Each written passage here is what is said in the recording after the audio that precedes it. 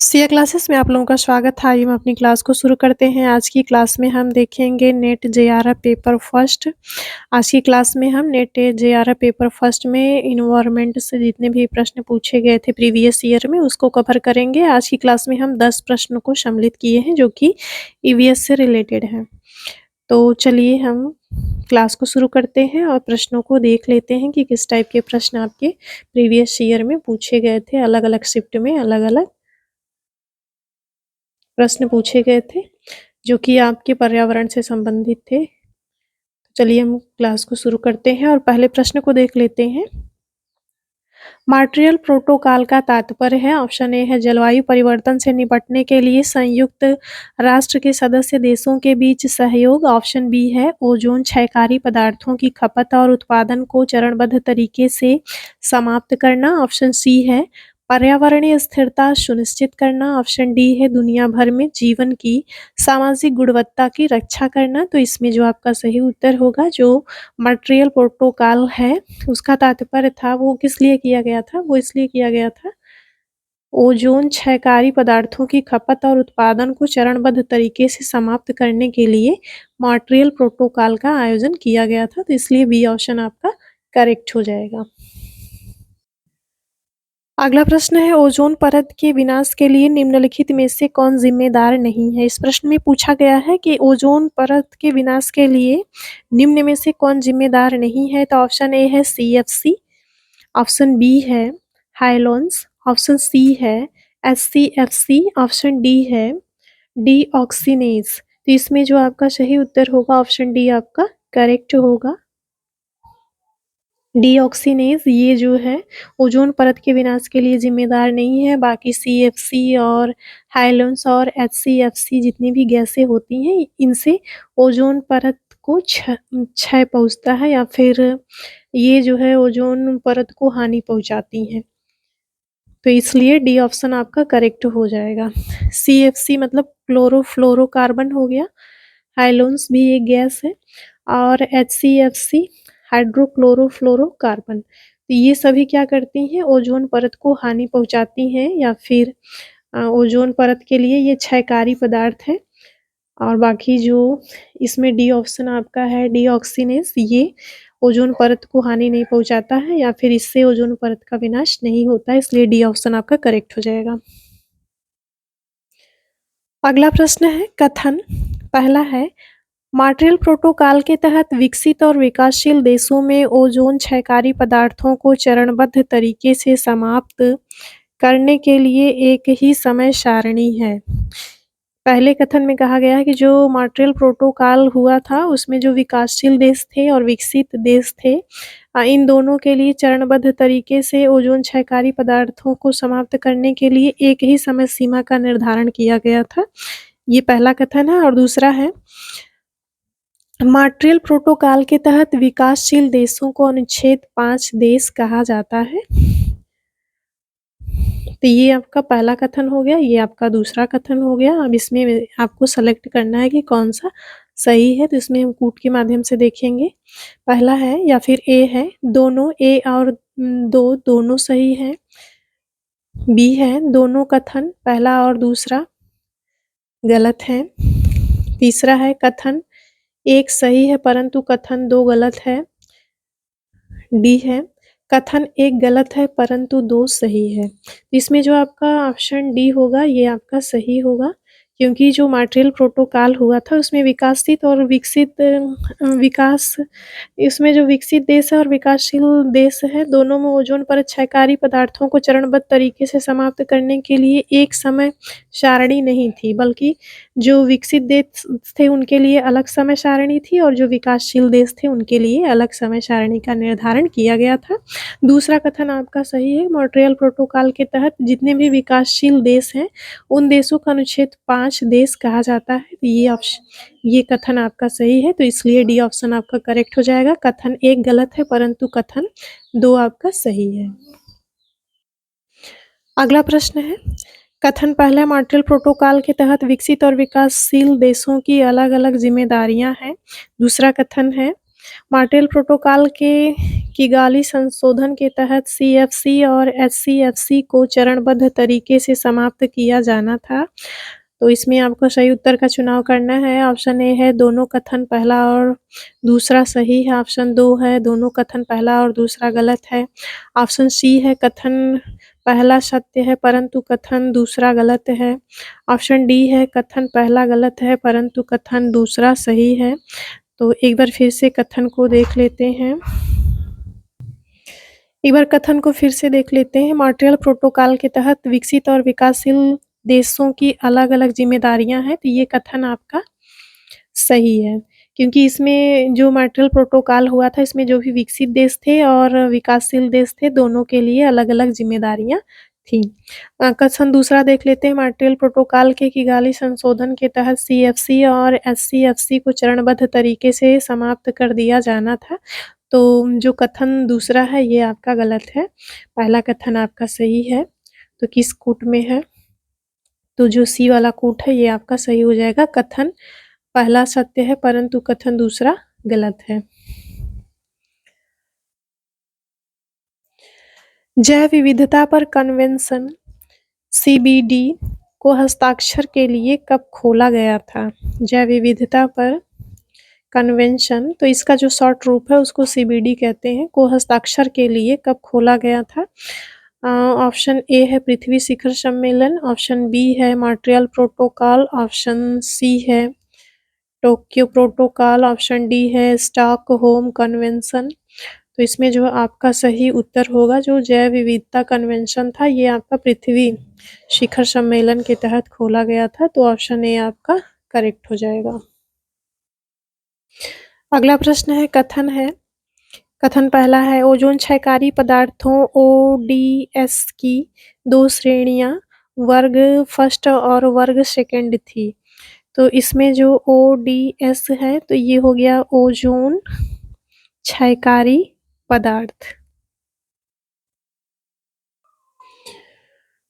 इसमें जो ओजोन क्षयकारी पदार्थ है इसके लिए शॉर्ट फॉर्म यूज किया गया है ओडीएस। ओडीएस में होता है ओ का मतलब ओजोन होता है और डी का मतलब डिप्लीस्टिंग होता है और एस का मतलब सबस्टेंस होता है। की 2 श्रेणियां वर्ग फर्स्ट और वर्ग सेकंड थी। तो ये बात सही है। जो भी ओजोन क्षयकारी पदार्थ थे उनको 2 भागों में बांटा गया था, वर्ग फर्स्ट और वर्ग सेकंड। जो वर्ग फर्स्ट में ये जो है ज़्यादा हानिकारक पदार्थ थे और वर्ग सेकंड में पहले वाले की अपेक्षा कम हानिकारक पदार्थ सम्मिलित थे या फिर गैसें सम्मिलित थी। दूसरे कथन को देख लेते हैं। कथन दूसरा है वर्ग सेकंड ओडीएस का उत्पादन 2000 में बंद हो गया। अब इसमें से जो है सही उत्तर को चुन लेना है जो कि कूट दिया हुआ है। इसमें हम देख लेते हैं। यहाँ पे 2000 में बंद हो गया ये मतलब नहीं है। वर्ग सेकंड में जो भी ओडीएस आते हैं उनको 2000 में बंद, बल्कि 2000 में बंद नहीं करना था, 2030 तक उनको बंद करना है। तो ये ऑप्शन आपका गलत हो जाएगा। पहला वाला तो सही है क्योंकि जितने भी ओजोन क्षयकारी पदार्थ होते हैं उनको 2 भागों में बांटा गया है। वर्ग ए में ज़्यादा हानिकारक होते हैं और वर्ग जो सेकंड है इसमें जो है वर्ग ए की अपेक्षा कम हानिकारक पदार्थ सम्मिलित होते हैं। ये ऑप्शन तो आपका सही है, मतलब ये कथन आपका सही है, लेकिन जो सेकंड कथन है सेकंड स्टेटमेंट है वर्ग सेकंड ओडीएस का उत्पादन 2000 में बंद हो गया, जबकि ऐसा कुछ भी नहीं है। जो सेकंड वर्ग के ओडीएस है उनको 2030 तक बंद करना है। तो ये वाला जो सेकंड कथन है या सेकंड स्टेटमेंट है ये आपका गलत है और फर्स्ट स्टेटमेंट आपका सही होगा। तो देख लेते हैं किसमें है। दोनों कथन फर्स्ट और सेकंड सही है, दोनों कथन फर्स्ट और सेकंड गलत है। कथन फर्स्ट सही है, कथन सेकंड गलत है। तो ये ऑप्शन आपका सही हो जाएगा, सी ऑप्शन आपका करेक्ट हो जाएगा। डी है कथन फर्स्ट गलत है, कथन सेकंड आपका गलत है, तो ये नहीं होगा, सी ऑप्शन आपका करेक्ट हो जाएगा। क्योंकि ओजोन क्षयकारी जितने भी पदार्थ होते हैं उनको 2 भागों में बाँटा गया है, वर्ग फर्स्ट ज़्यादा हानिकारक होते हैं, वर्ग सेकंड में कम हानिकारक आते हैं, और वर्ग सेकंड के जितने भी ओजोन क्षयकारी पदार्थ होते हैं उनका उत्पादन 2030 तक बंद कर देना है। तो ये स्टेटमेंट आपका गलत है और फर्स्ट वाला आपका सही है। तो इसलिए जो आपका आंसर होगा वो आपका सी आंसर आपका सही हो जाएगा, सी ऑप्शन आपका करेक्ट हो जाएगा। कथन फर्स्ट सही है, कथन सेकंड आपका गलत है। अगला प्रश्न है, कथन फर्स्ट है मॉन्ट्रियल प्रोटोकॉल एक बहुपक्षीय पर्यावरण समझौता है जो लगभग 100 मानव निर्मित रसायनों के उत्पादन और खपत को नियंत्रित करता है। कथन सेकंड है मॉन्ट्रियल प्रोटोकॉल पर्यावरण की रक्षा के लिए बनाई गई एक अंतर्राष्ट्रीय संधि है। तो इसमें जो आपका सही उत्तर होगा इसको हम कूट के माध्यम से सॉल्व करेंगे। फर्स्ट ऑप्शन में है दोनों सही है, सेकंड में है दोनों गलत है, मतलब दोनों कथन सही हैं, दोनों कथन गलत हैं। सी में है कथन फर्स्ट सही है, कथन सेकंड गलत है। डी में है कथन फर्स्ट गलत है, कथन सेकंड सही है। तो इसमें जो आपका सही उत्तर होगा, ये आपका जो मॉन्ट्रियल प्रोटोकॉल हुआ था, एक बहुपक्षीय पर्यावरण समझौता था जो लगभग 100 मानवीय निर्मित रसायनों के उत्पादन और खपत को नियंत्रित करता है। तो ये कथन आपका सही है। दूसरा है मॉन्ट्रियल प्रोटोकॉल पर्यावरण की रक्षा के लिए बनाई गई एक अंतर्राष्ट्रीय संधि है, ये बात भी सही है। क्योंकि ये मॉन्ट्रियल प्रोटोकॉल ये ओजोन परत से संबंधित है, तो ये भी क्या करती है, पर्यावरण सुरक्षा के लिए के दृष्टिकोण से ये प्रोटोकॉल महत्वपूर्ण है। तो इसलिए दोनों स्टेटमेंट आपके सही हो जाएंगे, इसलिए ऑप्शन ए आपका करेक्ट हो जाएगा। कथन 1 और कथन 2 दोनों सही है। 8 नंबर का प्रश्न है, ओजोन छिद्र की खोज सबसे पहले की गई थी। ऑप्शन ए है आर्कटिक, ऑप्शन बी है भूमध्य रेखा, ऑप्शन सी है अंटार्कटिक, ऑप्शन डी है उष्णकटिबंधीय। तो ओजोन छिद्र की जो खोज है वो सबसे पहले अंटार्कटिक में हुई थी 1885 में, तो इसलिए सी ऑप्शन आपका करेक्ट हो जाएगा।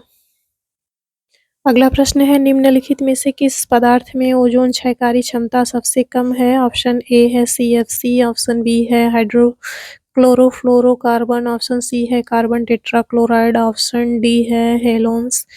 तो किस पदार्थ में ओजोन क्षयकारी क्षमता सबसे कम है, तो इसमें जो आपका सही उत्तर हो जाएगा, तो आपका सही उत्तर हाइड्रोक्लोरोफ्लोरोकार्बन हो जाएगा, क्योंकि ये आपका वर्ग सेकंड के अंतर्गत आता है, और बाकी CFC और कार्बन टेट्राक्लोराइड, हेलोन्स ये आपके वर्ग फर्स्ट के अंतर्गत आते हैं, क्योंकि इनसे इन सभी पदार्थों से ओजोन परत को बहुत ज़्यादा क्षति होती है, तो इसलिए ये वर्ग ए के अंतर्गत रखे गए हैं, या वर्ग फर्स्ट में CFC और कार्बन टेट्राक्लोराइड, हेलोन्स को सम्मिलित किया जाता है, जबकि हाइड्रोक्लोरोफ्लोरोकार्बन को वर्ग सेकंड में, क्लास सेकंड में रखा जाता है, इसलिए बी ऑप्शन आपका करेक्ट हो जाएगा।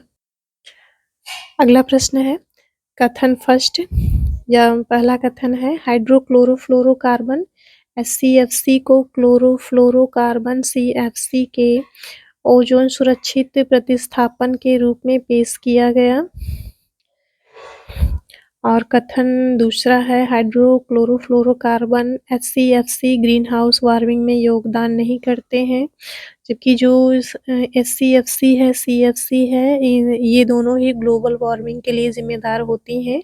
तो इसमें ये सेकंड स्टेटमेंट में कहा गया है, तो हाइड्रोक्लोरोफ्लोरोकार्बन ग्रीन हाउस वार्मिंग में योगदान नहीं देती है, तो ये स्टेटमेंट आपका गलत है, क्योंकि ये देती है और यहाँ पे लिखा है नहीं देती है।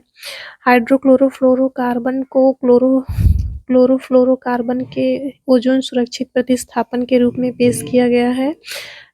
ये स्टेटमेंट भी गलत है, क्योंकि ये ज़्यादा क्षयकारी है और ये उससे कम क्षयकारी है, लेकिन दोनों ही क्षयकारी हैं, इसलिए प्रतिस्थापन के रूप में उनको नहीं शामिल किया गया है, तो इसलिए दोनों स्टेटमेंट आपके गलत हैं। तो इसलिए जो आपका सही उत्तर होगा, ऑप्शन ए है कथन फर्स्ट और सेकंड दोनों सही है, ऑप्शन बी है कथन फर्स्ट और सेकंड दोनों गलत है, ऑप्शन सी है कथन फर्स्ट सही है, कथन सेकंड गलत है, ऑप्शन डी है कथन फर्स्ट गलत है, कथन सेकंड सही है, तो इसमें दोनों स्टेटमेंट आपके गलत हैं, तो इसलिए बी ऑप्शन आपका करेक्ट हो जाएगा। कथन फर्स्ट और सेकंड दोनों गलत हैं। असर्शन और रीजन का प्रश्न है। अभिकथन ए है, थर्मल प्रदूषण के कारण पानी के तापमान में सामान्य स्तर में वृद्धि पानी की गुणवत्ता और जलीय जीवन पर प्रतिकूल प्रभाव डाल सकती है। कारण है, रीजन, तापमान बढ़ने पर पानी में ऑक्सीजन की घुलनशीलता बढ़ जाती है।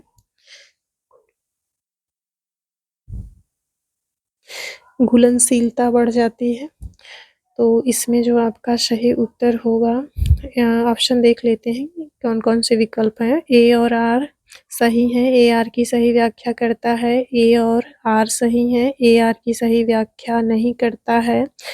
ए सही है पर आर गलत है, ए सही नहीं है पर आर सही है। एक बार फिर से देख लेते हैं। थर्मल प्रदूषण के कारण पानी के तापमान में सामान्य स्तर में वृद्धि पानी के तापमान में सामान्य स्तर से वृद्धि पानी की गुणवत्ता और जलीय जीवन पर प्रतिकूल प्रभाव डाल सकती है। ये कथन आपका सही है कि जैसे ही पानी का तापमान बढ़ेगा तो उसकी गुणवत्ता और जो भी जलीय जीव उसमें पाए जाते हैं, उस पे ये प्रतिकूल प्रभाव डालेगी। इनके ऊपर हानिकारक प्रभाव, अगर पानी का तापमान बढ़ जाता है, तो जो भी जलीय जीव होते हैं और जो जल की गुणवत्ता होती है, उसको प्रभावित करती है, उनके ऊपर प्रतिकूल प्रभाव पड़ता है।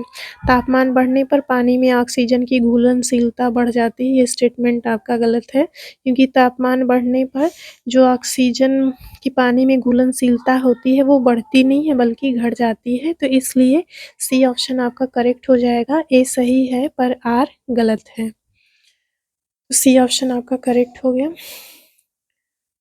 ये रहे टोटल 11 प्रश्न जो कि नेट जेआरएफ पेपर 1 में एनवायरनमेंट से पूछे गए थे। तो क्लास यहीं पे समाप्त होती है।